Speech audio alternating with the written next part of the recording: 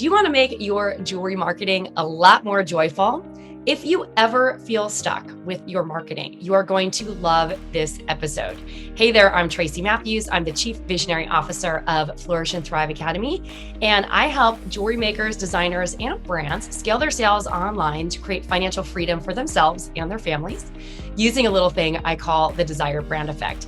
And today I have a very special guest on the show, Laryssa Wirstiuk of Joy Joya Jewelry Marketing. She's going to be talking how to bring the joy back to your jewelry brand and get in front of your marketing so that it's a lot more fun.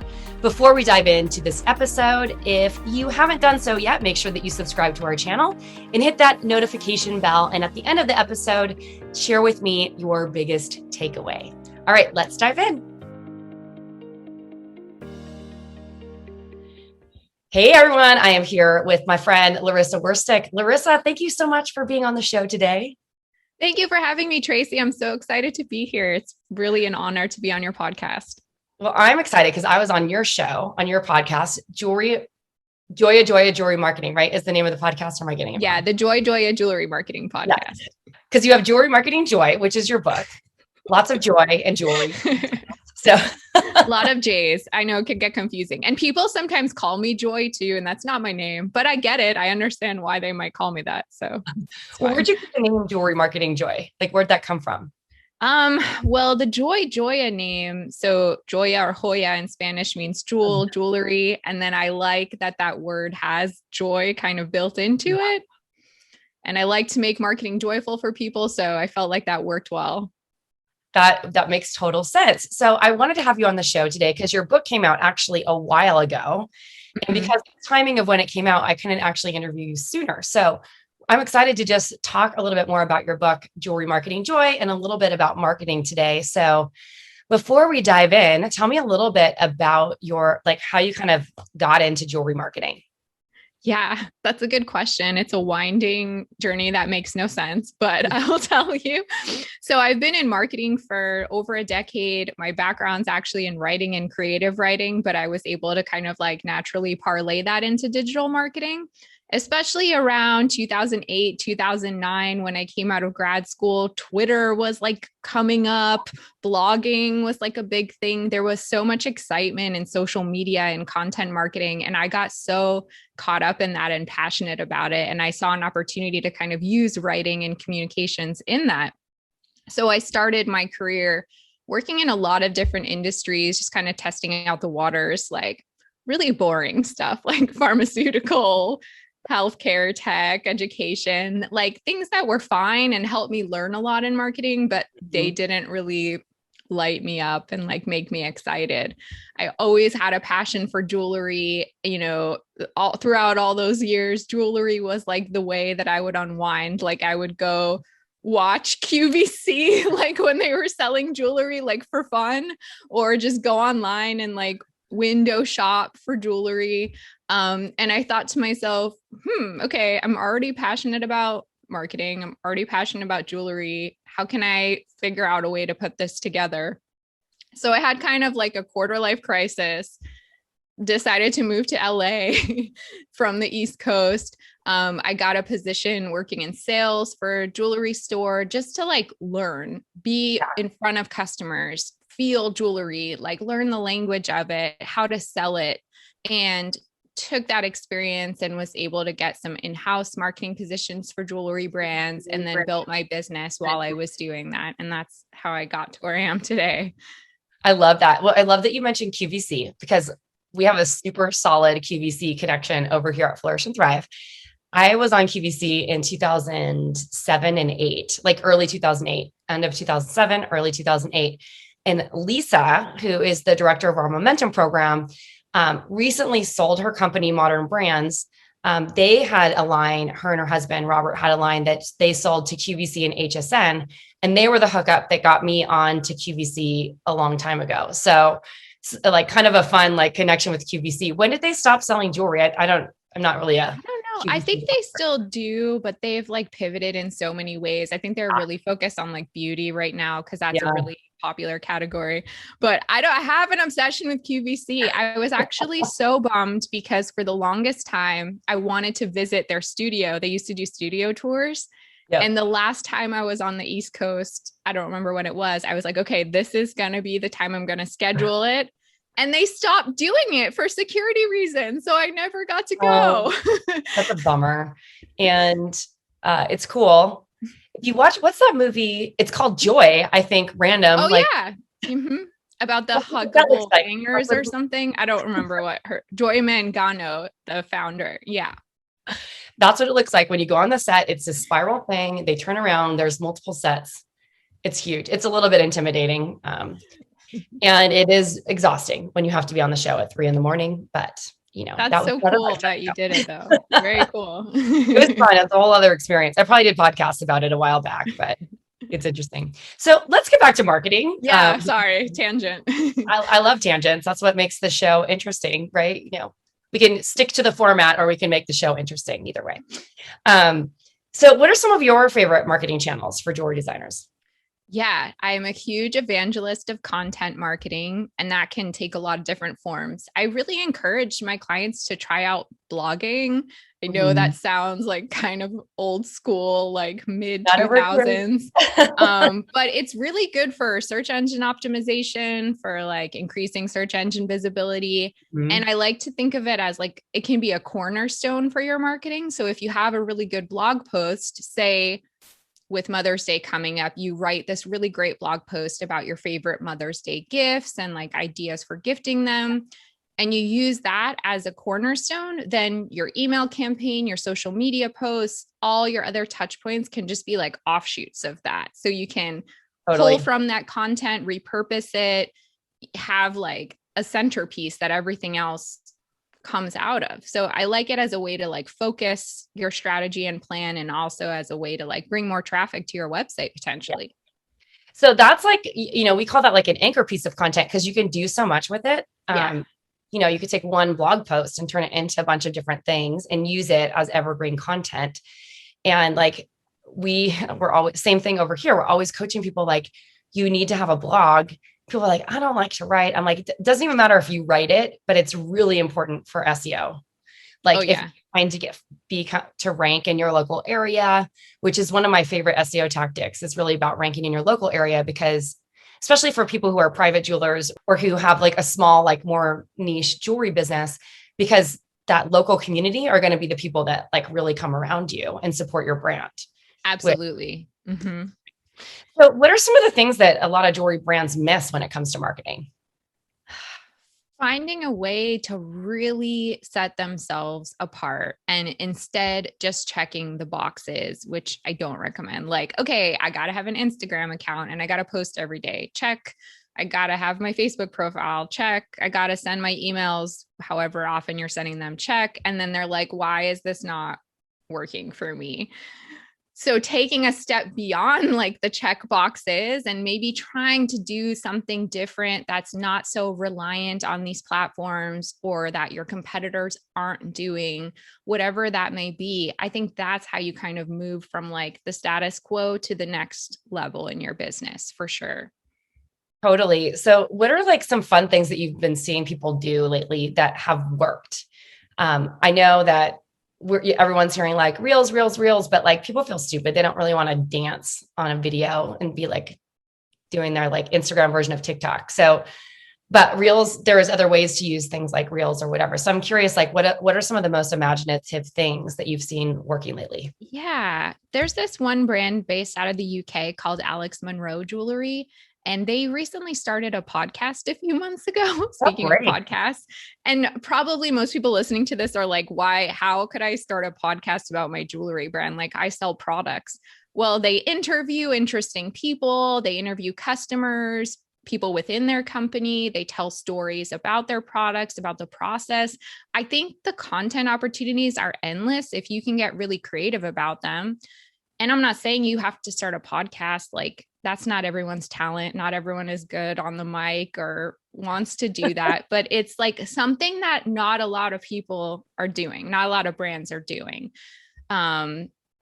doing YouTube videos about like style tips, getting yourself on video, using your blog more like a true publication, like lifestyle content instead of just like product roundups all the time, and like drawing people to your brand because of that lifestyle that you're sharing instead. Those are all like really unique ways to do that. I love that. Those are great tips. And then once again, I know we're not like necessarily suggesting people start a podcast, but there's a way that you can create this like anchor content, like one piece of bigger content, and then use it in a variety of different ways to spread the word about what you're doing and get creative with it. Cause we're all creative, right? Like we're designing, we're making jewelry, we're selling jewelry. You got to use that creativity there too. Yeah, that's why I'm always pushing this too. I'm like, I know you're a creative person. Like, think outside the box a little bit. I know you have it in you. Come on. So true. Okay. So for people who are feeling stuck, let's dial in like 3 specific ways that they can kind of make a change or shift their marketing or creative the marketing up or whatever it might be. Sure. Well, most of the time I see when someone's feeling stuck, it's because they don't have a plan in place. Like they're kind of just flying by the seat of their pants and then wondering why their momentum stopped or they ran out of ideas. So trying to get ahead of yourself in your marketing and looking at like the next 3 months, the next 6 months, brainstorming ideas for marketing tactics. Even if you don't end up doing them or you change course, at least you already have something on the board for what's coming. Exactly. So when you have that, you should never feel stuck.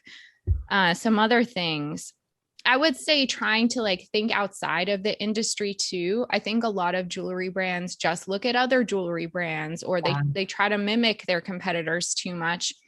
Look to a totally different industry like beauty, apparel, lifestyle, like home goods. What are those brands doing? And maybe there are ideas there that can help you get out of a rut, because looking in the jewelry space can be like very insular.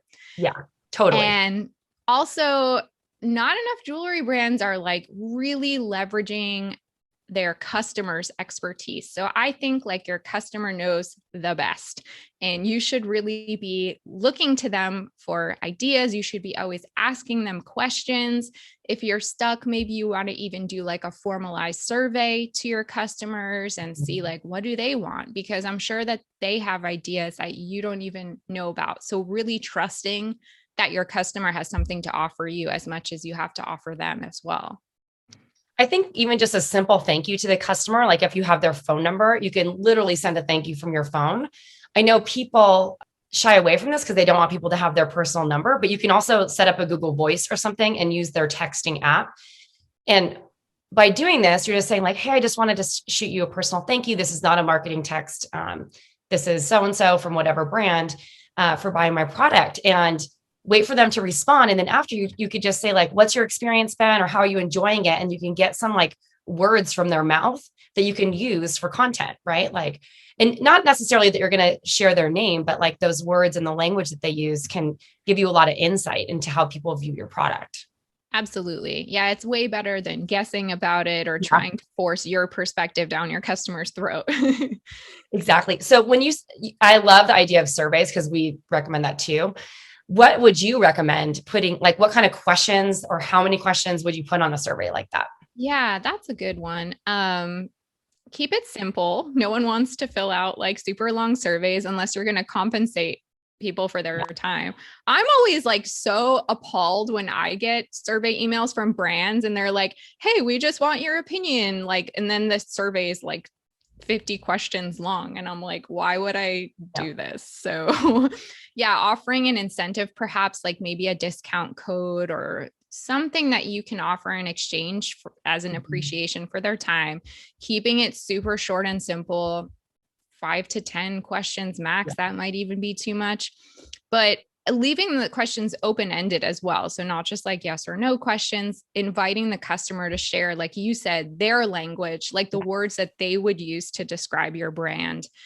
And in terms of what questions, it varies so much. It's like, I think you really need to have a heart to heart with yourself and say, what do I want to know? Like, what is the mystery that I want to uncover, and like figure out what that is for your brand, because I think that could vary so much from one brand to another. You know, it would be interesting. I was just at a branding workshop last week, and one of the exercises was that the person hosting the retreat knows all the people who are attending. He's like a branding expert, my friend Perez, who I've interviewed on the show before. So if you haven't listened to that podcast, make sure that you check it out. He wrote a book called Your Brand Should Be Gay, even if you aren't, if you're not, even if you're not. What a fun title. It's a great book. But he was talking about, he wrote us all a handwritten card. He's like, here's how you occur to me. So you could even ask them, like, what are 3 words that in your own words describe what you're experiencing for my brand? And that's just a great way to get like information of like how people perceive you or how you occur to them. Definitely. Yeah, I like that idea. I also want to highlight one thing that you said, because like, I love this so much. I was just like, I didn't want to interrupt you, but I was like, yes. When you said like, look to other industries and other brands, like one of my favorite email marketing hacks is for people to get inspiration. I would never suggest to copy anyone. This is not what I'm saying here, but like get on email lists of people, of brands that you love, and see what they are doing for email marketing or their other types of marketing, and see what works on you. Sometimes the big brands, I don't know that they're always the best with social media. Some of them are, but whatever. But for email marketing, they spend a lot of money because they know that they get a lot in return for email marketing. So see what works for you. Like, which emails are you shopping from? And that can give you inspiration for content and different ways to market that might resonate with your customers. Because if your customers are anything like you, which I think the majority of people listening to this show have some sort of something in, what's the word I'm looking for? In common, something in common with their dream customers, right? They're going to probably resonate with the same types of things. So I loved that you said that, because it's such a good hack. That's such a great point. Yeah. I'm actually with one of my clients, we're brainstorming for a welcome email right now. And I sent them examples from like Brooklinen, which is like a bedding brand, and like a food delivery brand and an apparel brand. So totally outside of the space, but a lot of really great ideas. Yeah. And if you're worried about getting too much email, which I know everyone is concerned about, or they're worried, whatever they're worried about, start a separate email address that is just to subscribe to these things, so that you can see what people are doing. And then you'll have an inbox full of like 2,000 emails probably in like a couple of days, and you can scroll through and check it out. Yeah, I need to do that, because as someone who helps my clients with email marketing, one of the like hazards of my job is I'm constantly subscribing to everything. And then I'm like, I don't want to be on any of these lists, but it's a test and an experiment to do it. Yeah.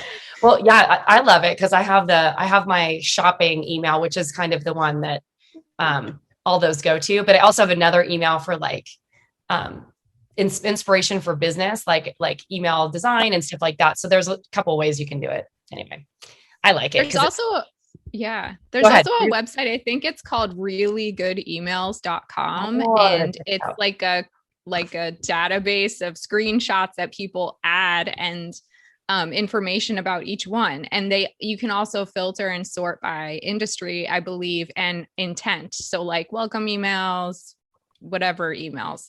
That's a great resource. That is, I just wrote it down so I can check it out. Thank you for that. I'm pretty sure that's what it's called, but I'm sure if you Googled that, something like that would come up. Awesome. I just have one final question for you. Like, if people are, I don't know, people get stuck all the time, right? With their marketing, that it's not joyful for them, in your words. They're like, I hate marketing. I don't want to do it, but I feel like I have to do it. Like, what is something that they can do to kind of get unstuck or get that spark back? Yeah, it's a great question. And I see it a lot. Kind of going back to what I said before, I really do think planning goes a long way. I think it makes it feel less scary. It makes it feel more accessible. And if you are not good at planning, then you need to find someone to help you plan, or even sit with you or be your accountability partner. Because once you can see the rest of the year or the next 6 months, I don't think it's as scary, and you can have more fun and more creativity with it, because you can work within that structure rather than like putting pressure on yourself all the time to come up with things on the fly, which is a grind. Awesome. I love it. Yeah. Thank you so much for being here. But before we go, let's hear about your book, because sure. Your book, So at the end of last year, Jewelry Marketing Joy. I was Marketing Joy, looking for my copy before this interview. I'm like, where did it get put? We moved some stuff around before we left for a big little trip, and now I can't find it, but you have it on your end. So tell us about the book. Sure. So it came out in October of 2020. It's a big compilation of a lot of the content I put out in my podcast and my blog, but I just saw a need for like a comprehensive resource for jewelry brands that were struggling to find this information in one place. And another layer of that is that marketing can kind of be scary because there's like a lot of technical terms and like it just can be overwhelming. So I wanted to make it feel like friendly and accessible. And I hope that it's all those things. I've gotten that feedback, so hopefully it is those things. And I want to your listeners, as a thank you for having me on here and for listening, I would love to give away 3 copies of my book signed to anyone who listens and lives in the United States. They just need to visit joyjoya.com/win and enter by May 7th. And then I will do a drawing of all the entries and give away 3 copies of the book. Amazing. So joyjoya.com. Yeah, so it's joyjoya.com/win. joyjoya.com/win. Yes. So Laryssa, thank you for that generous offer to give away your book. Definitely go get it. I've read it. It's awesome. And there's so much synergy here because like we're online, we're in line with everything that we teach. So thank you so much for being here, Laryssa. Thanks for having me, Tracy. This was super fun. Thank you so much for listening to the show today. This is Tracy Matthews signing off. And if you'd like to get a free copy of Laryssa's book, head over to joyjoya.com/win and get into this free giveaway for one of her signed books. You're going to love it. It's really good. I've read it myself. So enjoy and head on over, get your free copy. If you haven't done so yet, in the comments below, share with me your biggest takeaway. Thanks so much. Ciao for now.